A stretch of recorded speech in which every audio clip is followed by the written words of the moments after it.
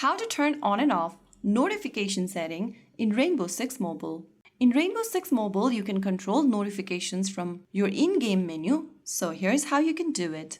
First of all, launch open Rainbow Six Mobile and make sure that you're inside the main menu. Once you're in, go to the upper right corner and tap on the gear icon. Once you do that, it'll open up the settings menu from where you'll need to go ahead and tap on the account and legal option at the bottom left.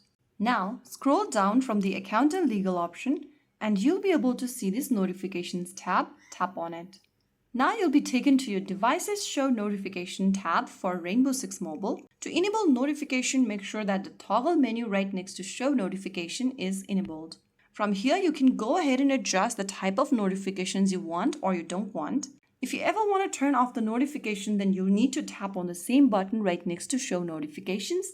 And that's how you can easily turn on and off notifications setting in the game.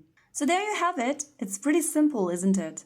If you found the video helpful, don't forget to like, share and subscribe to our channel. I will be back again in the next video. Stay tuned and thanks for watching.